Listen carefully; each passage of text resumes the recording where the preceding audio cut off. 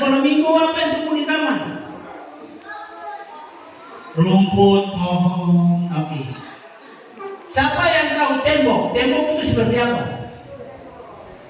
Ini tembok tuh? Oke. Hari ini kita mau bicara tentang taman dan tembok. Coba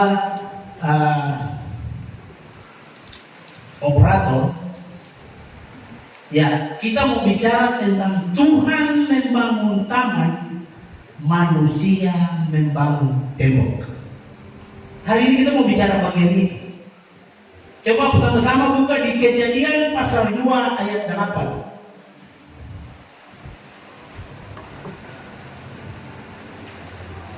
Kejadian 2 ayat 8. Oke. Yang mama-mama, yang ini tidak apa-apa, ini juga tidak apa-apa. Yang anak muda kamu harus berdiri semua. Oke, sama-sama kita baca. 3. Selanjutnya Tuhan Allah membuat taman di Eden di sebelah timur. Disitulah ditempatkannya manusia yang dibentuknya itu. Silakan dulu. Siapa yang Tuhan suruh untuk jaga taman? Siapa? Siapa yang Tuhan suruh jaga taman? Manusia. Manusia yang Tuhan suruh jaga taman. Taman itu memberikan kehidupan, udara yang segar, dan relasi. Artinya ada hubungan di taman itu, ada kehidupan di taman itu, ada segala sesuatu ada di taman itu. Kalau dengar cerita sekolah minggu, Tuhan bentuk taman itu, ada banyak, ada dialiri oleh sungai. Ada berapa sungai yang ada di taman itu? Berapa? Antara lain, coba anak muda. Oke, kamu bayangkan betapa subur dan sejuk dan indahnya taman itu. Coba bayangkan saja, pohon-pohon tumbuh, pohon-pohon indah sekali dan segar di situ. Apakah di situ ada buah? Ada. Makanya buah, Tuhan bilang apa? Buah pengetahuan baik dan jahat. Saya pikir pengetahuan baik itu disegar, jadi orang makan luar biasa. Di situ dibilang ada relasi. Bicara bahwa di taman itu ada hubungan. Di taman itu Tuhan bisa bicara dengan Adam dan Hawa, kan tidak? Adam dan Hawa bisa bicara dengan hewan-hewan di situ, bisa kan tidak? Ada satu hamba Tuhan bilang begini. Adam itu dia tidak pernah sekolah yang tinggi.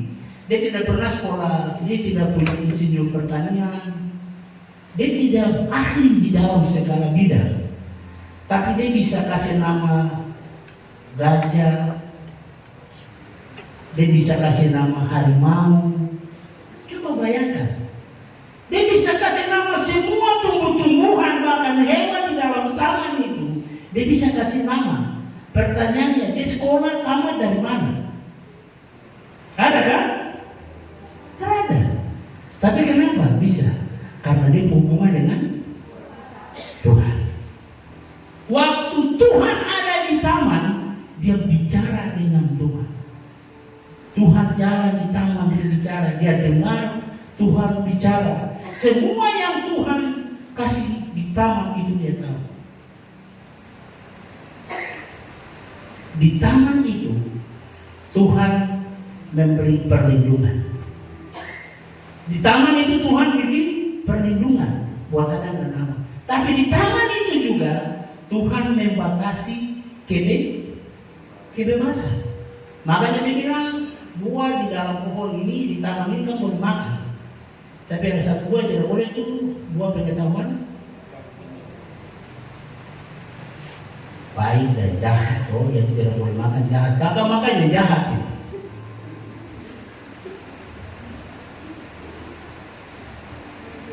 Pertanyaannya hari ini, kamu hidup dan kita hidup ini apakah seperti taman hari ini, atau hidup kita ini seperti tembok? Kami sendiri jawab. Saya bicara nanti dan jelas. Sudah saya berkhotbah satu kali ini jangan dan saya khotbah lagi. Poin yang pertama,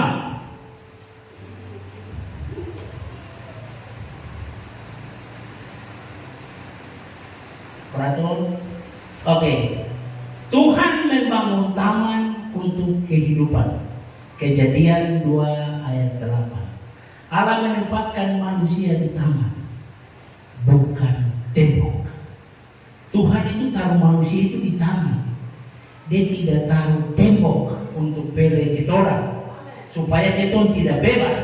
Tapi dia taruh kita orang itu ada di taman. Di taman itu ada hubungan, di taman itu ada kehidupan, di taman itu ada pertumbuhan, di taman itu segala macam yang hidup ada di taman. Di tembok tidak.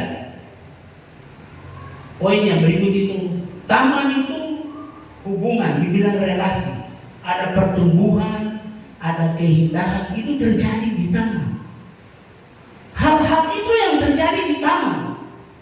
Bayangkan segala sesuatu yang indah, hubungan Adam dan Tuhan itu terjadi di taman. Aplikasi prakteknya, apakah hidup kita ini memancarkan kesegaran kasih Kristus? Kami jawab sendiri. Poin yang kedua, itu cepat saja.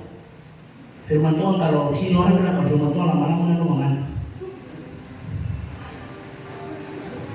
Poin yang kedua, manusia membangun tembok. Coba baca di Nehemia 4 ayat 6. Anak muda, saya minta anak muda cepat berdiri dan baca. Ayo, siapa anak muda? Jangan lihat ke sini, yang berdiri baca di situ.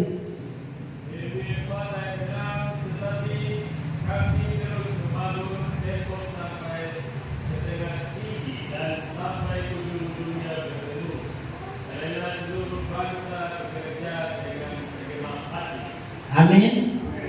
Manusia itu membangun tembok terus.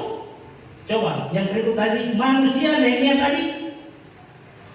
Tembok bisa baik untuk melindungi, tapi juga bisa memisahkan. Yang pertama, ayo, tembok baik untuk apa? Pertama, melindungi apa? Musuh, pencuri, apa lagi? Pokoknya yang jahat-jahat itu bisa dilindungi. Coba kembali ke tadi poin yang itu tembok. Tembok itu orang bangun tinggi. Itu. Tembok itu apa di situ? Baca sama-sama. 1, 2, 3. Kesombongan, Terus. kepahitan, Terus. dosa. Terus. Iya. Tembok itu artinya bahwa kesombongan, kepahitan, dosa dan perpecahan. Itu yang orang bangun. Supaya apa? Contoh, Menara Babel, usaha manusia untuk cara motivasi. Orang hari-hari ini bangun tembok di dalam dirinya supaya memisahkan hubungan antara yang satu dengan yang lain. Gara-gara persoalan kecil saja. Kalau datang sembahyang ini, semua ini bangun tembok, bukan bangun taman.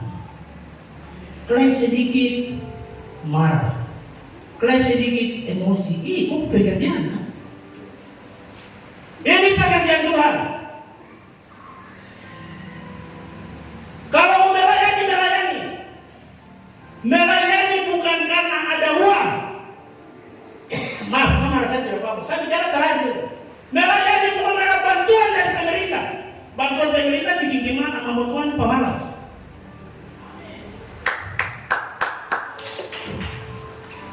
Ini baru 5 juta. Saya kasih tahu kalau sampai pemerintah kasih 1 juta kamu bunuh. Siapa yang mau jemaatnya? Kalau cuma gara-gara uang, jemaat ini fokus hanya uang. Pemerintah, kamu tahu uang itu apa? Sengaja kamu bangun tembok. Tembok kesombongan yang kamu bangun supaya kamu bilang kamu hebat. Berapa banyak jiwa yang kamu bawa untuk Tuhan? Termasuk saya. Kepahitan apa lagi yang kamu mau taruh? Kalau tidak dewasa dalam melayani Tuhan, stop melayani Tuhan. Saya mau kasih tahu, pelaut itu dia hebat karena setiap hari dia lawan dan dia ketemu badai di tengah laut. Makanya jadi jagoan.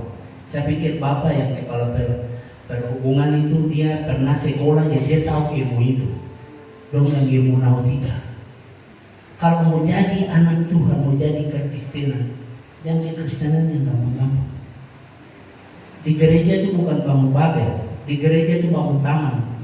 Anak-anak ini mereka tumbuh karena mereka ketemu kelakuan. Kita bikin baik, kita panana dong baik. Kita bikin jahat, kita panana dong jahat. Saya bersyukur sama Tuhan, saya dan istri bahkan putusan melayani Tuhan kadang-kala bolong terada. Tapi dia bukti Tuhan bisa tolong saya pelana selama.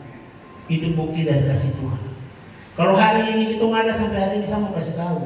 Pelayanan yang hari ini kita berdiri dan saya berdiri di atas mimbar ini, itu bukan jemaat yang apa di Solayung dibangun, bukan saya bangun, bukan apa siapa-siapa itu yang bangun anak muda ini, tidak. Jemaat ini tuh dibangun dari Bapak Naftali dengan Bapak Daud Ruamba. Dulu istri ada nih dengan Mama Sedi, orang ini bangun. Hari ini kita hanya wariskan. Tuh hanya melanjutkan apa yang ada. Jadi pelayanan ini mari kita sama-sama bangun di dalam kebun anggurnya Tuhan. Kita ini pekerja. Seharusnya kita bertugas. Kita orang minta pemilikan kasih pupuk buat kita orang. Kita bertugas hambur. Kalau dahan yang ini itu, kita minta Tuhan kasih hikmat potong-potong. Yang bersih kita kunjungi jemaat. Yang sakit kita pergi. Ini terada hamba Tuhan begitu dapat dompang mana sekali kunjungi jemaat. Satu kali saja sudah janda sudah.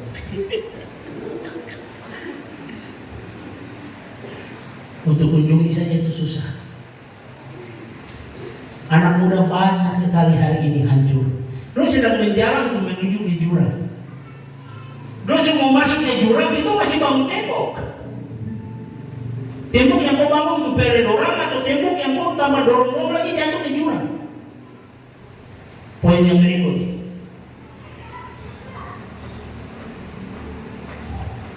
Kristus merobohkan tembok dan menghadirkan taman yang baru. Amin atau tidak? Baca Efesus 2 ayat 14.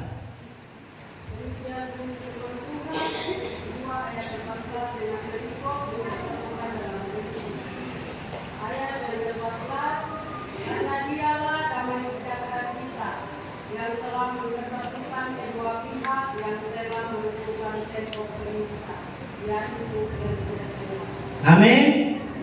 Cuma Tuhan. Kembali ke tadi, cuma Tuhan, bukan uang. Tidak ada. Kita sendiri hubungan adik kakak juga pasti bakal lain. Suami istri juga bakal lain. Di kantor pimpinan dan bawah juga pasti bakal lain. Tapi dibilang cuma Tuhan. Kristus merobohkan tembok dosa dan perpecahan. Saya tanya loh, Tuhan Yesus mati untuk kekurangan ekonomi kah? Atau dia mati untuk sekolah belum bayar kah? Dia mati untuk rumah sewa belum bayar kah? Dia mati buat untuk kamu makan kah? Atau dia mati untuk apa? Tebus dosa. Tuhan Yesus mati untuk apa? Tebus dosa. Kampung dosa dan sapu dosa ini terlalu besar sekali. Makanya Tuhan bilang begini. Yohanes 3:16 bilang apa? Karena begitu besar kasih Allah akan dunia ini, sehingga supaya setiap orang yang percaya kepadanya tidak binasa, melainkan beroleh hidup yang kekal. Kristus merobohkan tembok dosa dan perpecahan. Yang berikut, ia membawa kita kepada taman kasih karunia Allah. Hari ini kita ada karena anugerah dan kemurahan Tuhan. Kita bukan ada karena siapa yang hebat. Kita bukan ada karena ada yang punya jabatan. Kita bukan ada karena ada yang punya apa pengaruh atau punya hal-hal yang lebih dari itu, tidak. Kita ada ini karena kasih karunia. Saya tulis di situ ilustrasi itu. Kalau kita tahu tembok Berlin tidak usah lah, mungkin kita tidak tahu. Tapi tembok Jericho itu dipatahkan itu karena apa? Waktu pujian dan penyembahan. Kita ada di sini jangan bangun tembok. Kita ada di sini itu harus ada pujian dan penyembahan yang naik dari sini. Harus ada mesbah doa. Harus ada mesbah yang setiap hari kita bakar untuk Tuhan. Saya semua orang ini saya sudah tidak mau. Oke, sudah selesai. Ini yang penutup. Supaya kalau penutup bukan senang sedikit itu sebulan. Oke, penutup. Oke, ini aplikasi dalam hidup. Akhirnya kita praktek dalam hidup. Coba lihat yang pertama, hidup terbuka kepada Tuhan. Jangan membangun tembok di hati. Hari ini, kok hidup harus terbuka untuk orang lain? Rasul Paulus bilang hidupmu seperti surat kirimannya yang hidup yang bisa dibaca oleh. Jadi kalau kau marah kentara sekali. Kalau kau terhadap sejahtera kentara sekali. Di sini itu pekerjaan Tuhan punya, bukan kau punya. Lagu bilang apa? Lagu satu bilang gini. Hidup ini bukan kau punya, tapi Tuhan punya. Iya tuh. Saya sudah tidak tahu lagu itu. Bapak Beli dia pasti tahu lagu itu. Hidup ini bukan kau punya, hidup ini Tuhan punya. Jadi kalau Tuhan masih kasih kesempatan, mari kau datang. Hidup terbuka kepada Tuhan. Jangan bangun tembok di hati. Yang kedua, bertumbuh dalam kasih karunia seperti taman yang subur. Siapa yang mau bertumbuh di dalam kasih karunia di taman yang subur? Angkat tangan. Di antara angkat tangan di taman tak subur. Semua mau tumbuh tuh? Amin. Oke, yang ketiga, hancurkan tembok kepahitan, kebencian, dan dosa. Hari ini, tidak tunggu besok. Kamu ada dendam, kamu marah apa? Hari ini hancurkan tembok hari ini sini. Keluar dari tempat ini ke sana tuh. Ada damai sejahtera Tuhan. Di sini taman. Jangan bawa tembok pemisah. Hancurkan di sini. Yang terakhir itu, jadilah taman Kasih Kristus bagi semua. taman kasih Kristus bagi sesama. Saya mau kasih satu pertanyaan di akhir dari khotbah saya untuk kita sama-sama renungkan, termasuk saya. Coba kasih muncul yang terakhir.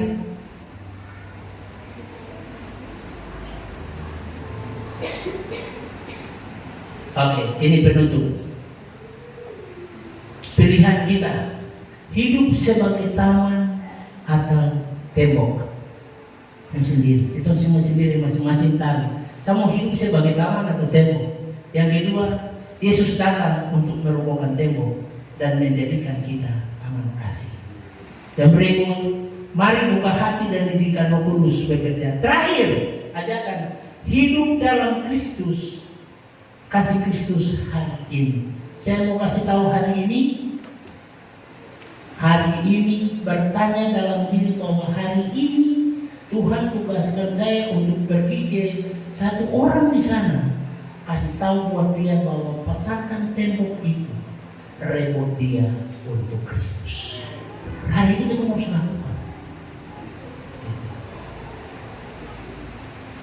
Kondisi hari ini semua sudah hancur. Uang ini bikin hancur. Dulu Bapak tuh bicara begini. Ada 4TK, takta apa? 3TK, 4T. Takta, wanita, apa lagi? Harta dengan jabatan. Ini sudah terjadi hari ini. Karena jabatan, orang bisa bunuh mati karena jabatan. Dari uang itu kadang-kadang begitu orang naik jadi pemimpin, itu hal yang paling diurai. Orang sudah dapat itu masalahnya begitu dapat jabatan sudah uang banyak loh. Dia bisa bikin apa saja. Uang ini firman Tuhan bilang akar dari segala kejahatan. Harus stop sudah. Ini pemerintah juga kadang-kadang menjalankan hamba-hamba Tuhan. Jadi begitu ada dana insentif yang keluar, jadi kan supaya malas melayani bertujuh jemaah. Saya pikir pemerintah itu harus demo untuk bilang dong yang kasih hamba-hamba Tuhan makan gaji. Sebab kalau lu makan gaji, dan lu malas melayani. Bapak-bapak pun dulu tidak ada. Lagu bilang apa? Kerja waktu terlalu manis. Dia bilang apa? Dia sodor gaji terlalu manis. Itu saja karena gaji itu manis kan sekarang. Karena kasih gaji itu bukan saya pepaya masih bagus kayak di demo itu jangan aja. Kenapa? Karena ukurannya itu bang. Baru sudah begitu mau menyanyi. Saya kerja buat Tuhan senang. Bagaimana kok kerja buat Tuhan untuk senang? Terhadap orang senang. Dipanggil Tuhan terlalu manis. Bukan buang diri, banting diri, membuang diri ke ladang Tuhan saja. Serta Tuhan terlalu manis. Firman Tuhan singkat yang